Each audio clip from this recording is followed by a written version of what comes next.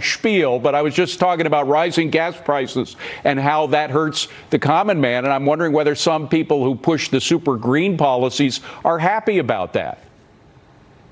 Yeah, I think it's a little concerning right now what's happening across this country, but particularly in the Southeast, where there's fuel shortages, where people are afraid they're not going to be able to fill up their tank, even if they're running on empty. So hopefully that's resonating with the left here. Hopefully that's resonating with folks in this administration, because right now they've put together an infrastructure package that spends trillions and trillions of dollars, but it points in the direction of electric vehicles and things that they'd like to see happen down the road. It doesn't address the needs of people today that are driving gasoline-powered automobiles and are scared out of their minds. But Aaron, the people today who are being affected by this, of course, it's basically just on the East Coast, but it's going to affect the whole country. The whole oil prices have been going up since the election, as my picture on November 7th showed clearly. So aren't people now beginning to react negatively to these so-called green solutions?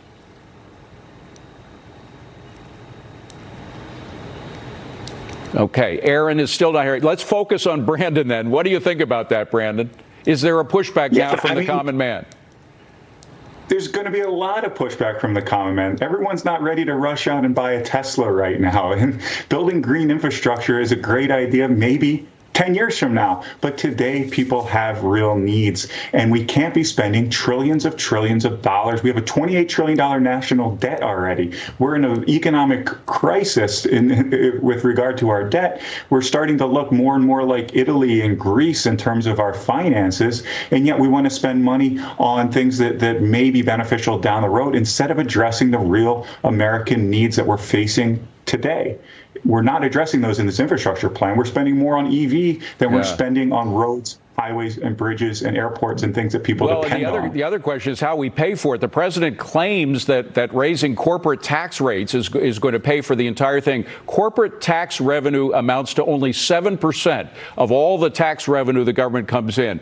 With that measly 7%, I think it's about $200 billion a year, they plan to spend on trillions and trillions of dollars worth of programs. It's just not going to make it, right? Yeah, the math does not work. I mean, let alone the problem that we'd have a higher corporate rate than Canada, than China, than UK, than almost all of our international competitors. But here's what I think really hurts. When you raise corporate taxes, about 70% of those tax burdens fall on everyday workers. That means fewer jobs.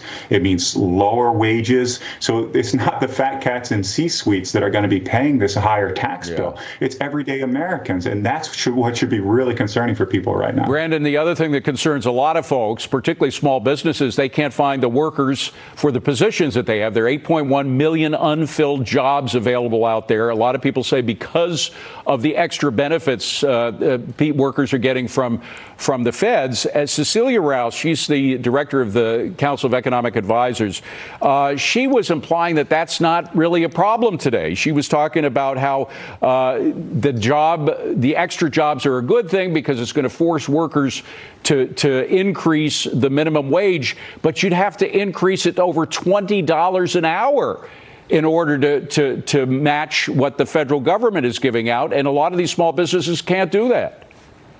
Yeah, that's absolutely right. It's easy to say, just raise your wages. And that's, in fact, what many small businesses are doing. They're paying $50 just to come in and have somebody interview for a fast food position, or $200 if you stay on the payroll for a couple weeks washing dishes.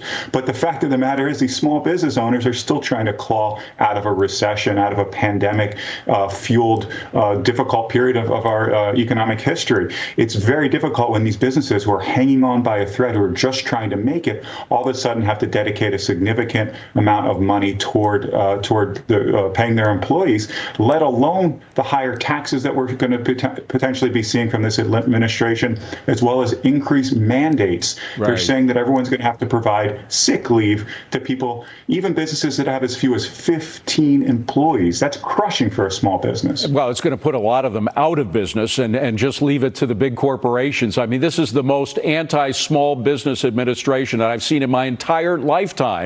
The big corporations are doing just great. Look at Silicon Valley. They're pulling in money hand over fist, but not the small guys.